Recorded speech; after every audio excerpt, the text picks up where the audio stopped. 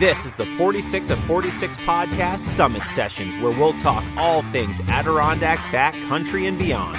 From high peak stories and adventures to trail tips and tricks, we'll dive deep into the heart of these mountains and the people who passionately climb them.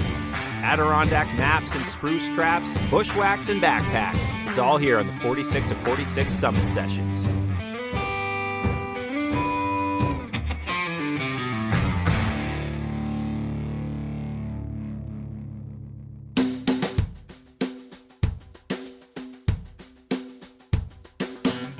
Hello, everyone. Welcome back to the Summit Sessions right here on the 46 of 46 podcast. Winter has finally arrived here in the ADK, at least for this week. We are pretty snow-covered out there right now.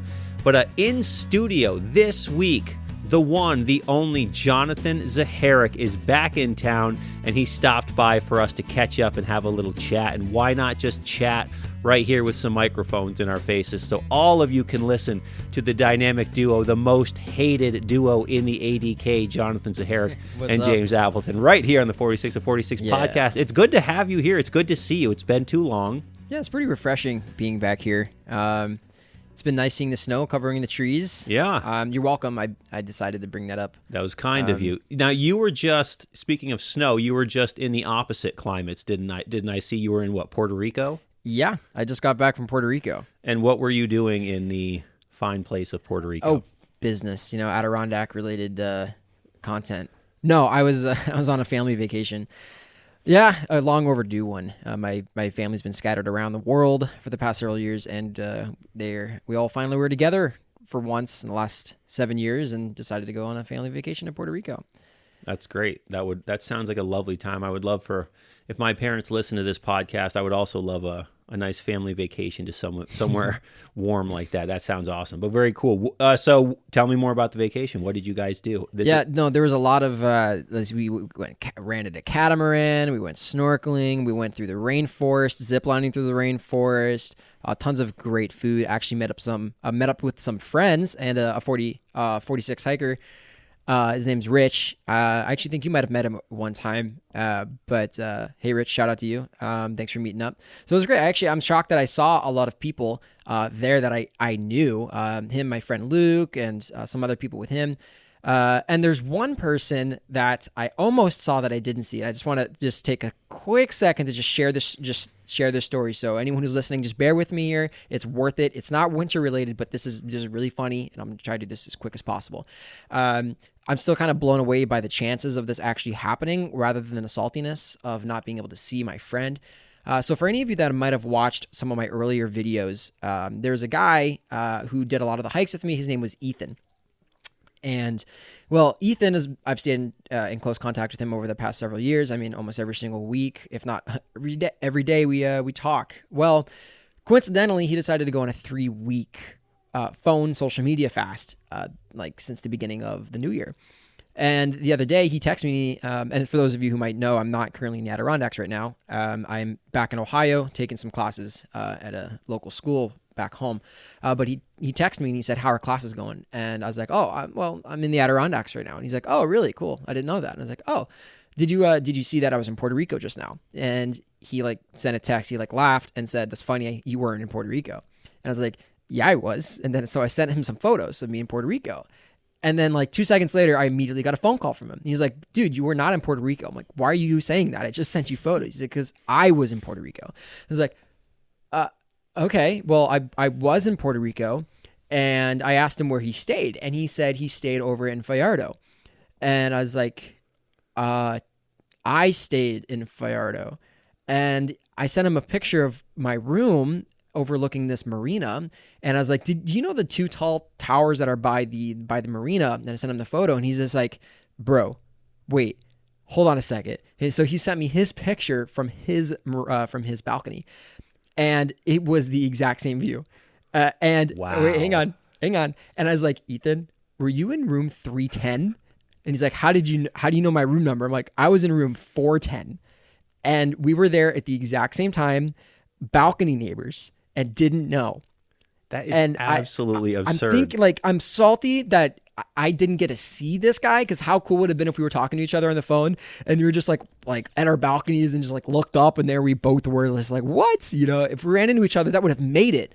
But I'm just thinking about the fact that all of that happened and I still didn't see him. Yes. Like I can't even calculate the chances of being in the exact same place, like literally the closest you could possibly be.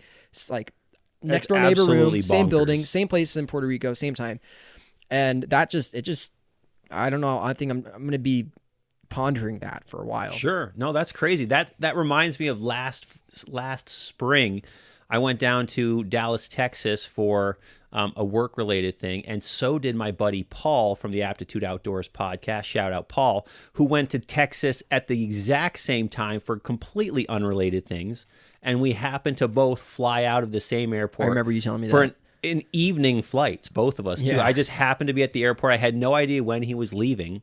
Sure. And I just texted him. I was like, yeah, I'm just sitting waiting for my plane. And he just like, me too. And I said, what gate are you at? We were both at, and then we met up. It was freaking sweet. Yeah, that's absolutely wild. Yours is even more insane because, you know, there's international waters involved with your story, but still Sure. pretty wild. That is absolutely bonkers.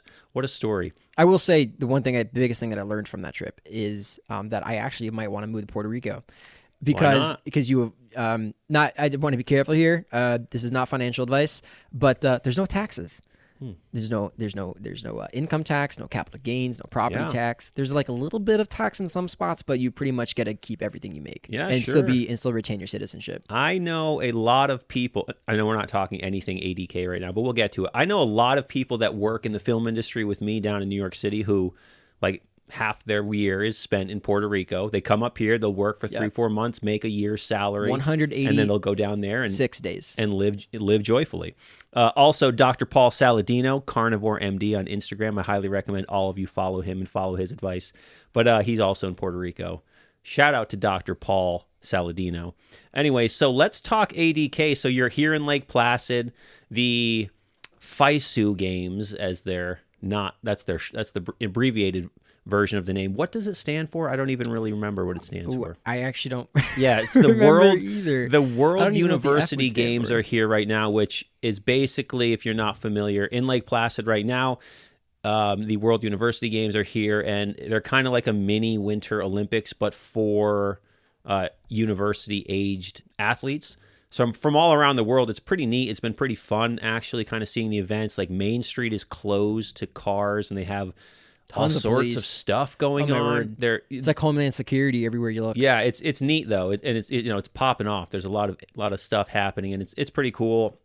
But those games are happening right now. I've seen some figure skating. But there's also these events are kind of home base here, but there's stuff happening at Gore Mountain. There's hockey is in like Potsdam. So like the whole kind of upstate New York area is hosting these World Games, but it's pretty neat. But that's what you're up here doing. That's what you're up here for right now from Ohio. Yeah. It's. I mean, what I'm doing up here is pretty relevant to the games. I'm working something with my church, and it's been really fun this week, interacting with all the athletes and being able to watch. During the opening ceremony, it was really cool seeing all the countries come in and the plethora of Canadians. But I also thought it was really cool to see like countries like Ukraine show up, make an appearance, and everyone just like freaking out and like standing ovation and all that jazz. And but yeah, it's fun. It's like, I've never been to the Olympics, but this might be the closest I ever experience. No, it kind of has that vibe. If you've been to the ADK in Lake Placid in particular in the last, 4 years, the town's been building and rebuilding itself for this. It's been a complete mess, like Main Street, and the whole town has been being put back together, but for these games in particular. So it's finally done, which is future great. Usage of all of it, of course. No, the games are a great thing to come to Lake Placid because it's kind of a nice excuse to continue building and continue upgrading. You all know I always talk about the ADK has an infrastructure problem, but it was a great excuse to let's up the infrastructure, let's improve. Start. Yes, exactly. It's great. And it's like there's like 8 bobsled runs on planet Earth. Ski jumps are just like about similar. So it's like we have them. They should be top notch and always, what they should be. So it's neat. It's exciting. It's fun. But yeah, if you're not, I don't know when this episode will be out. I think the games will be over by that point. But it's been fun. It's cool. It's, a lot of energy happening, and there's a lot of people in town. So it's exciting. But anyway, so I just did winter hiking series, Winter Hiking 101. The reason I did this series was because the amount of people flocking to the mountains in the winter, which is awesome. Winter hiking is fantastic. It's fun, but the main reason I said, man, it's time to put this episode together. And someone like yourself who has extensive winter hiking experience, I want to get your opinion on this subject, not to transition completely out of the FISU games, but this is what I really want to talk to you about today is why do you think all of these tragedies keep happening in terms of the mountains? And that's why I did the Winter Hiking 101 series. That's why I was like, it's time to get this information out because A, it can save lives, but B, I do find more and more people are retreating to the mountains, even in the wintertime, not just the summer.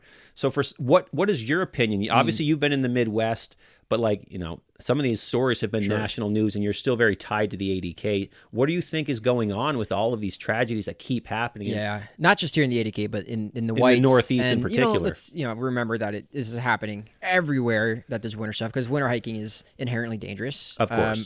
Way more than summer hiking. Your greatest threat isn't the wildlife, it's the weather. But let's talk about the Northeast particularly because, when I think of New Hampshire or Mount Washington particularly, I don't think of that 50% of the amount of people who have died on Mount Everest is like the equivalent to people who've died on Mount Washington. I don't know the numbers exactly, but I know it's like there's in the hundreds, I think, of people who've died on Mount Washington in its whole entire history. Mm-hmm. And Mount Everest is in the hundreds as well. And obviously the increase, like the amount of people who hike Mount Washington is astronomically higher than Mount Everest, so can't really compare them. But when you say just Mount Washington alone has had 100, 200 people die on it, it's like why, right? Mm-hmm. So when you look at the Adirondacks, we have less people winter hiking here, but there's obviously been an influx, and there's been a lot more rescues, broken ankles and getting lost, and people having unexpected overnights, but every single year, once or twice, there's a death. And it's not because a Yeti's getting them. It's because of, I believe, a lapse of judgment. And I do think you can say it can happen to anyone. And there are certainly factors that anyone, no matter what your skills are, it can happen to you. But there's also, it could always be prevented, right? There's always something that could be prevented. And there's some answers that we'll never get. And I think one thing that I think about was how last winter we had the passing of the guy on the trap dike. Mm-hmm. And it was a really interesting story to see that all unfold and his background and trying to do the 7 summits. And the guy was highly experienced. And there's a lot of questions like he's smart and he knew the risks and everything. So why did he keep going? All these other questions. And with the autopsy coming back and it's like, well, it looks like he died from asphyxiation, avalanche, and it's like maybe he got caught and then froze to death and all these other things. I think people particularly that winter recreate here underestimate them. And it's an obvious factor. These mountains are a force to be reckoned with. They should not be taken lightly in the wintertime. And even in the summertime, let alone they are probably some of the toughest trails to hike in the country. And when you mix that with winter and the fact that, the hiking population is probably reduced by 75% in the wintertime, and now it's 25% of the same people, I feel like it inherently just astronomically increases the chance of risk, especially because in order to get good at winter hiking, you have to do a lot of it. Yep. And the more you do, the higher chance you are of putting yourself in danger. And people like us, we can pick and choose our weather. Mm-hmm. We know not to go hike Algonquin on whiteout 70-mile-an-hour days. Now, I will go up there when it's 30 below without the wind chill.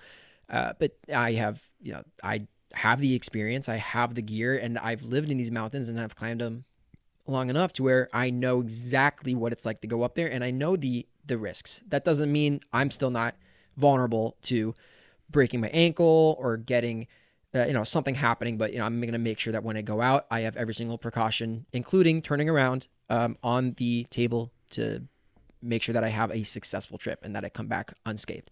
And, there's plenty of things with like going out with people, right? Go with hiking partners. And I think a lot of these deaths, like they're by themselves, they're solo.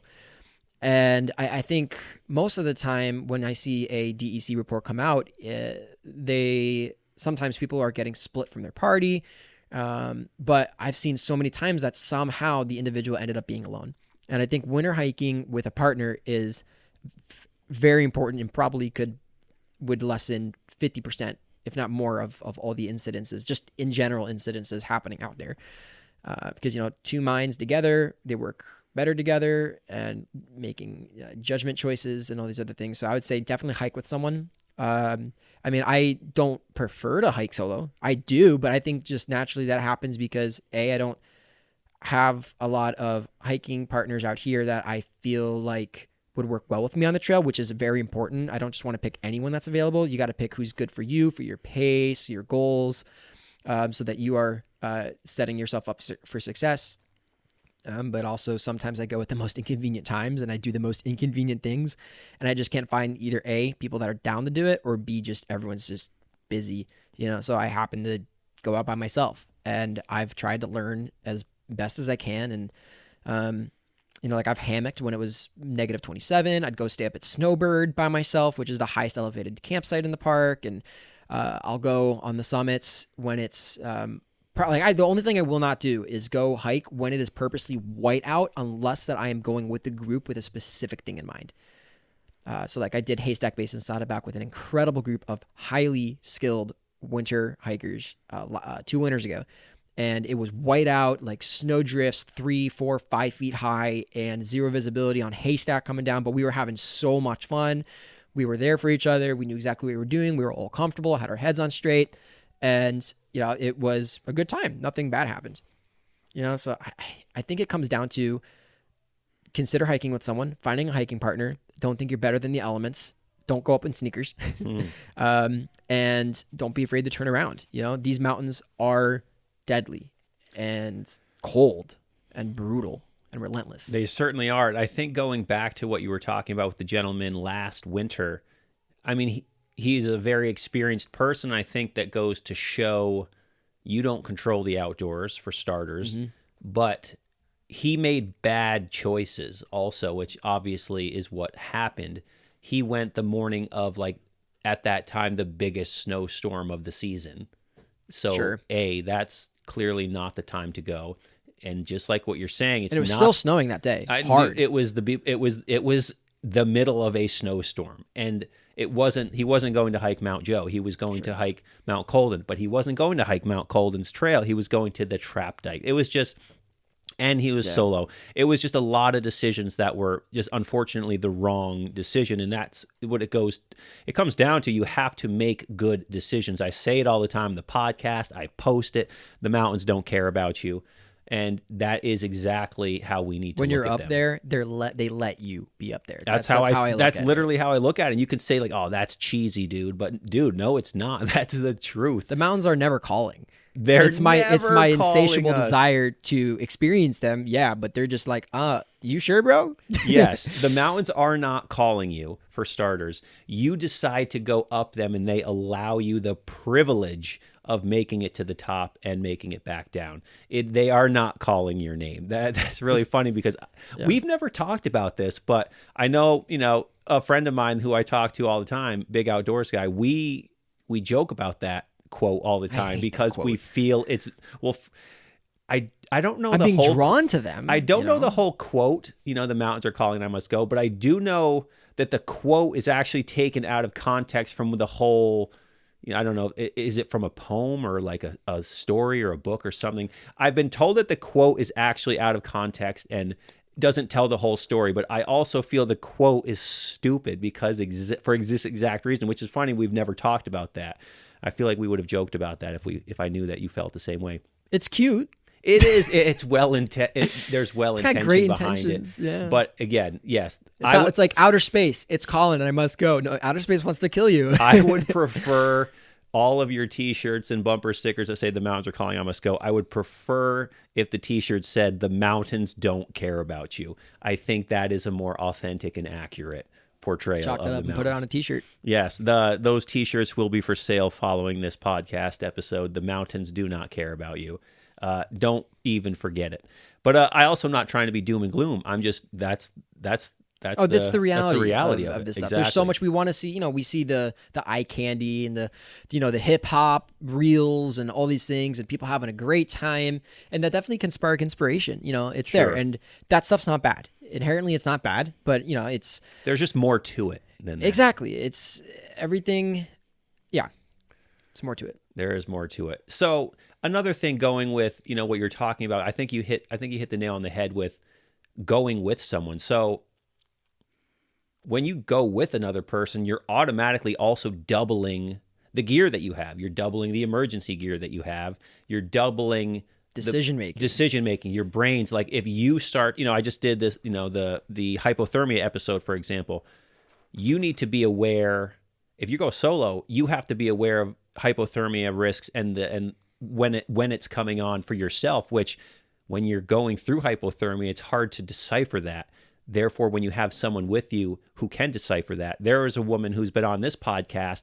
Shout out to Liz Bacelar, the Brazilian with snowshoes episode. Mm-hmm. She was going through hypothermia when she did Allen, and she was telling me that. And her friend saw what was happening and said, "Hey, we got to stop right now. We got to get you out of the close," because she was stumbling, she was slurring, and just couldn't think straight. And you can't. If you're a solo, you're not going to necessarily be able to decipher that that's what's happening. That's going to take it's going to take a hiker that's so advanced to be able to realize for themselves, crap, I'm hypothermic right now. But then you just, it's just, there's no negatives to it. Obviously, like you were talking about, you can't always find someone to go with you. People like you and I who were here. I'm a very fair weather winter hiker. I go on nice days. Oh yeah, we live here. I will go on. It's convenient. Yes, I will hike only on like the nice bluebird days, especially, namely in the high peaks or like any like real mountain. But I will also go up Van Hovenberg or Mount Joe in the most gnarly snowstorms because we love it. Yeah. They're like we get to utilize both elements because we go up those mountains all the time, so it's nothing. But there is an element of it that's fun to be in the high peaks or be in the mountains when it's in a snowstorm. But that's how I hike. It's either super small in a giant snowstorm like a Mount Joe, or it's a high peak on just a freaking bluebird sunny day. Yeah, I think it's like the difference between going on a nice Sunday drive and having to take a long drive that you don't want to do. Sure. But you do it anyways because you have to, I guess sometimes. But I understand that, when people come up here, they make decisions like, hey, I've been planning this weekend for the last 2 months. I'm getting up to the ADK. Obviously, I'm hiking rain or shine, or I'm going into the mountains, rain or shine. That's what we're doing. So I understand that element, but being willing to call it quits, being willing to turn around, being willing to change your plans, or even sometimes you just don't hike. And there's even on like the worst days, if you want to get in the woods, you can still get in the woods without climbing a mountain around here, especially. It's about making good decisions, and you do not control the elements of the outdoors. Mm-hmm. So, you have to respect it or you will be put into your place, sadly. I think, for those who are listening that maybe you're halfway through your Winter 46, you're trying to do your Winter 46, maybe you hate winter hiking and this episode is meaningless to you. But whatever your experience is with winter hiking, I think the most important thing to remember is the gear up front and what you're using. And there's so many different companies trying to fight for your attention, and there are things that work and there are things that don't work, and you should definitely just do, like anything, a ton of your own homework and research before getting into something like this. And of course, though, as much knowledge as you can acquire does not necessarily, and it will never equate to experience, right? So you have to go out to understand why you have to put a wool sock over your Nalgene, mm-hmm. why you need to put warm water in that Nalgene, which, by the way, massive lifesaver and so simple, and many people just overlook it. It is. Start with 90 degree, 100 degree, even hotter, 120, 30 degree water, put it in your Nalgene, and put a wool sock over it, turn it upside down, put it in your pack, and you're golden. Always have hand warmers. Hand warmers. I gave you a big shout out on the winter hiking episode about the hot water. I gave you a big shout out because it's crazy how quickly it works. It thaws your whole bottle in seconds, really. No, it's a very convenient thing. And it's just like, it's good to have additional It's satisfying. Water. It's so satisfying. Like I would rather drink 100-degree water and just be like, I would never just drink warm water naturally. But out there, I would much rather drink like really hot water and get that down than have to try to sip down 33-degree, and I had to use my palm to just, hit the ice chunks out. I actually skied the toll road yesterday up Whiteface, which was awesome. I was going up because I thought it was going to be above the clouds, all the weather, everything was indicating towards it. I felt pretty confident enough to get up at 4 a.m. and try to get up there for sunrise. But hey, I had the old wool sock and hot water trick in my Nalgene, and up there on that summit, incredible. Now, real quick, I do want to do a tangent on that toll road ski yesterday. I wouldn't have said this until I found out yesterday that apparently this is public information. I don't know if I sent this to you, but the research center up top was open up there on the summit. Now, I don't know if I should be saying this or not, but apparently someone told me, like, oh yeah, hey, they mentioned that earlier in the season that they were like pushing to have that open for people going up there and stuff like that. So that actually could be true information. But one of the main doors was just like open and it wasn't like just unlocked. It was literally just open and just walked right in there. Lights were on, the heat were on, was on and everything. And I thought that was really cool. So I've never been up there in the wintertime inside of that building. And that was really interesting. So I don't know, note to self, if you go up Whiteface, check it out. Maybe it's something there. How convenient to get to the top of a mountain in the winter and there's a warm building to go vending machine. That was great. And then we skied actually the 1/4-mile trail down. So there's the trail section that goes from the summit to the road. And we actually, me and my friend Wesley, skied the actual hiking trail down. And it was definitely sketchy because there's not too much snow right now, but we still got down. That's good. Sounds like a good Adirondack adventure, and it didn't take you long to get to LP and then get on top of a high peak. No, it was last minute too. I didn't decide till like 8 p.m. because I was looking at the weather. Sure. And I was like, ooh, it's getting warm. The temperature is... there's like no winds, the barometric pressure is rising, and even Mountain Point forecast, not to be confused with Mountain forecast, but the NOAA, the Mountain Point forecast, even that said it was going to be above the clouds. So I was like, let's take that risk. All right, cool. But I was in the clouds.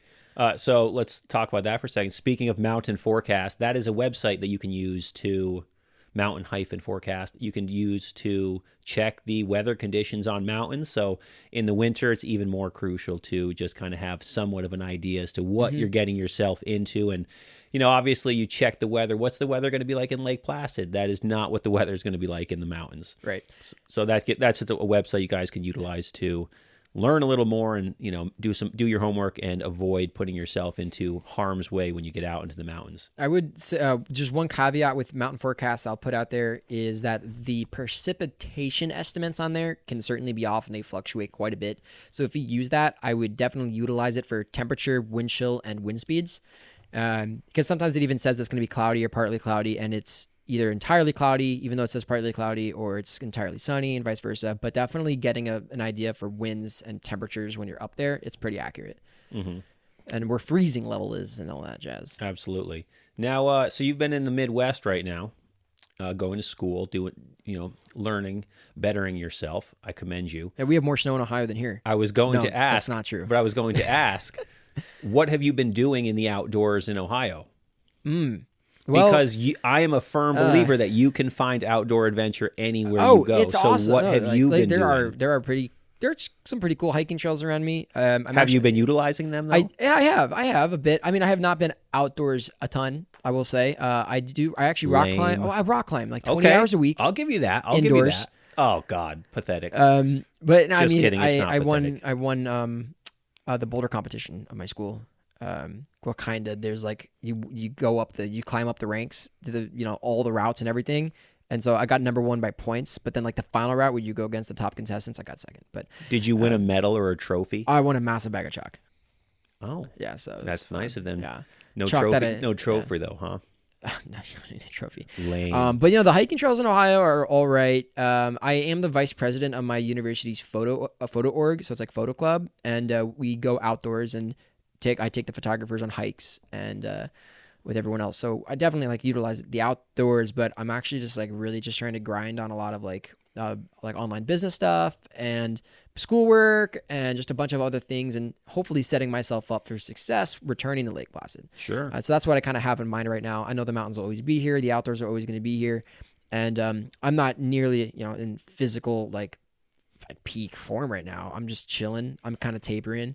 This is a great gym. I'll go into the gym every once in a while. I'm just making sure though I'm not going to gain that freshman 15. So you're not getting after it though, is what you're No, telling I'm not me. getting after it. No, actually, I think I logged 1 or 2 Strava recordings the entire month of December. Oh man, your Strava followers are gonna go down to be up in arms. So you have plans then after this to come back to the Adirondacks, which is awesome. So I guess you could say the mountains are calling and you must go. No, please. Do you have a T-shirt under that sweatshirt that says that? Just kidding. I'm not trying to make fun of anyone, but I do disagree. No, if you have that I do bumper disagree sticker, with the just phrase. take it off. I disagree. I disagree with the phrase. But yeah, no, I'm really looking forward to coming back here, and I think there's a lot of things. A lot of people have asked me why I moved away, and there's so many reasons. It's not because I don't like the Adirondacks. I love them so much, and You also, not to interrupt you, but you also had. I mean, how long did you live here? 4 or 3 5? years. 3 years. Yeah. The amount that you did and saw was a lifetime worth of outdoors activity. It's actually like a blur to me. in the It's like- Adirondacks. It's like in I feel like 3 if I were years. to go hike like Cascade right now, it would just be like, oh, yeah, I remember this. Yeah, I would say like you. And it's only been 6 months. It's not like you didn't experience. I mean, you were out. You've experienced more in those 3 years than I have in an entire life. Like you were out there. So I did around 3,500 miles. Yeah, I know. You've told me it's wild. It's incredible. Yeah. But yeah. Anyway, so every mile though is a blur, and I think it's just because it's like that food you love the most, but you eat it so often. You got to be careful not to hate it. But it's like it tastes like good every single time you eat it. But imagine not eating it for like 6 months and then you go back to it. It's just so much better. Well, it's good to have a break. It's good to reset. It's good to get your mind into different things so that you can, because you don't want to get to a point where you don't like it anymore. Because I know for you, a lot of your endeavors here are very athletic based. Yeah. And like how far can I push myself? And there's obviously a point where you can start to hate the grind or whatever. Like I'm very big into the sport of powerlifting. I love lifting, and I know plenty of people that they lift for so long, they lift competitively for so long that they just like started to hate training, and they started to hate working out and squat, bench, and deadlift, which is what the sport of powerlifting is. And like, because you overdo it, you need to reset, you need time away. And I think it's very important. Mindset is the greatest enemy for myself, at least, because I know when I'm out there now, like sometimes it's hard for me to get up and to go and do it. It's not because I don't want to. It's like the idea of doing it, it's like insatiable. Like I want to go do it. I can see that drive is still there.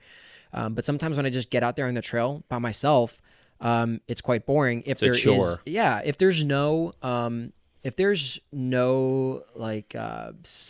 know. It's like the goal has to be a very specific type of goal in what I'm doing and be like super stoked about it the entire time while I'm doing it, which is common for me.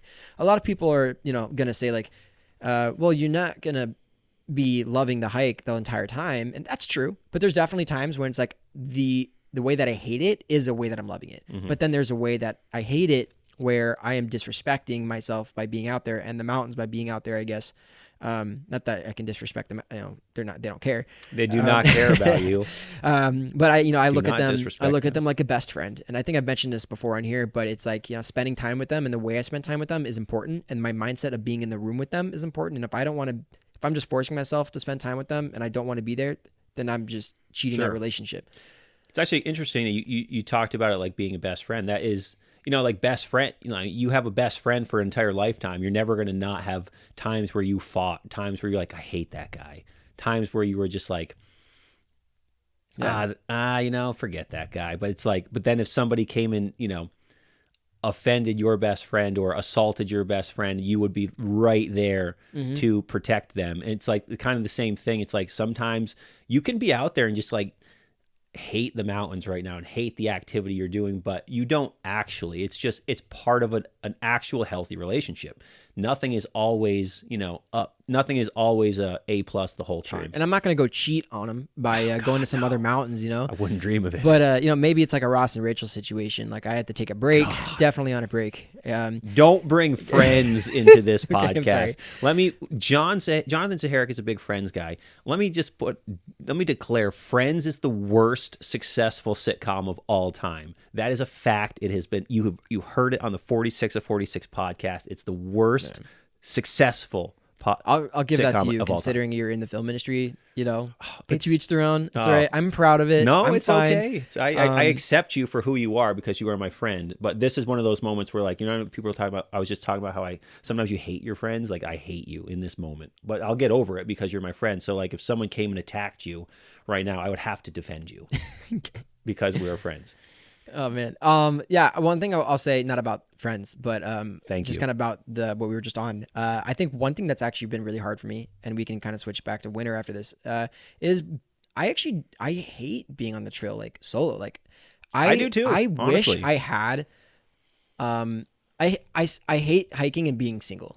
I will say that being up in Lake Placid in general, and I think this is one thing that took a toll on me, was that just being alone, kind of like a loner. Even though like there's a great community up here, so many people there are so many people who go out of the way to remind me that they care about me, and I'm like elated by that. It's very heartwarming, and definitely it helps increase the homey aspect of Lake Placid for me. Like Lake Placid is certainly a home away from home, but home is a people, and Lake Placid hasn't become that quite yet. And I think somewhere down the line, I would love to raise my family here.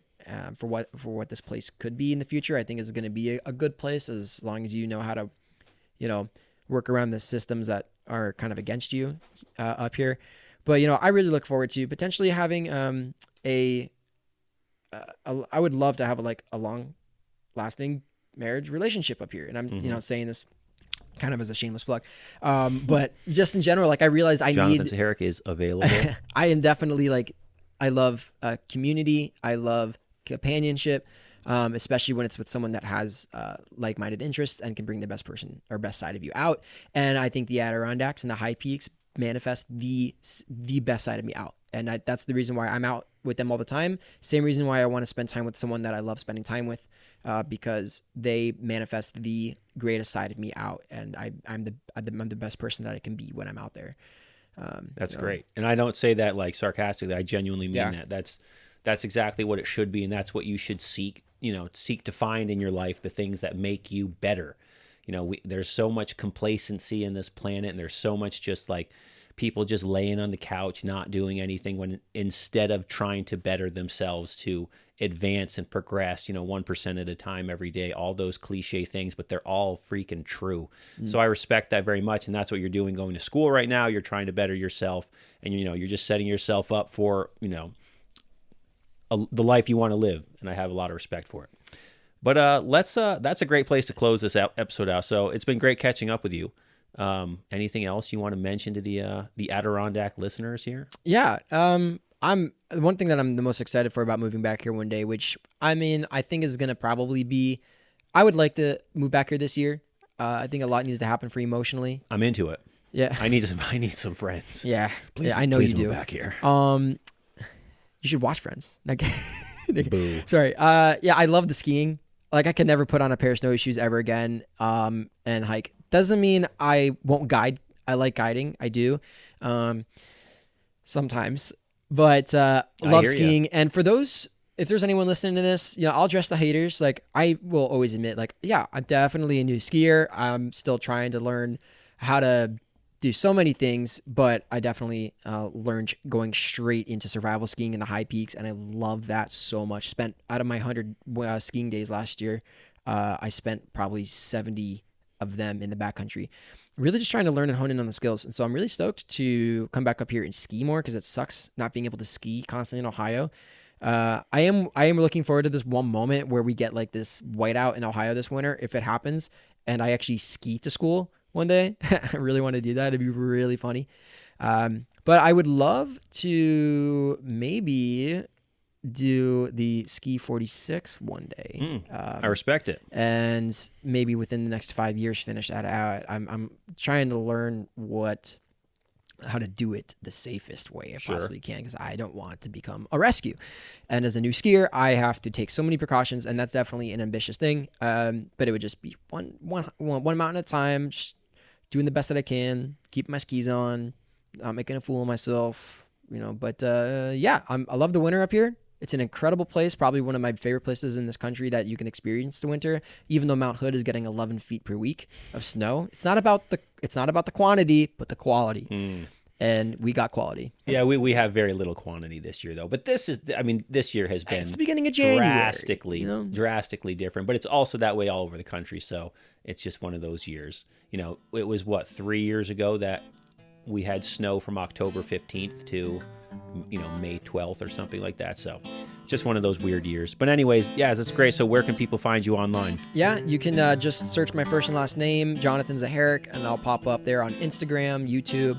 And I do apologize to my YouTube followers, even though I know I said I was going away. Yep, don't worry, I'm going to keep you guys on that cliffhanger. So, but definitely be looking forward to future content. Stay subscribed because you're going to want to. And you can... my website, JonthanZPhotography.com, and I'm constantly updating that and going to be probably releasing some new stuff here soon online. All right, that's great. Jonthan Z Photography, it's fantastic stuff. I have a number of his prints around my house. I have one in my van. Absolutely amazing photography, and people don't realize the amount of work that goes into getting the shots that you all want to hang on your wall is incredible. He's doing these sunrise hikes, he's doing these sunset hikes so that he can get the perfect shot. He puts the amount of time into it that you wouldn't believe, so I highly recommend checking him out. Cover your house with Adirondack prints, it'll put you in a better mood. But at that, we're going to wrap this episode up.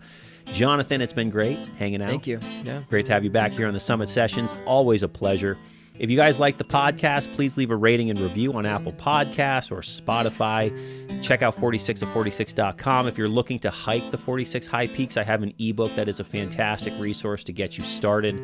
Check that out. I have merch on there. I have all sorts of stuff you can support the podcast with. If you like what I do, follow me on Instagram at 46of46podcast, and check back on Fridays for new mountains, new stories, new guests, and new episodes right here on the 46 of 46 podcast. Remember to always leave no trace, do the rock walk, and if you carry it in, carry it out. See you on the trails.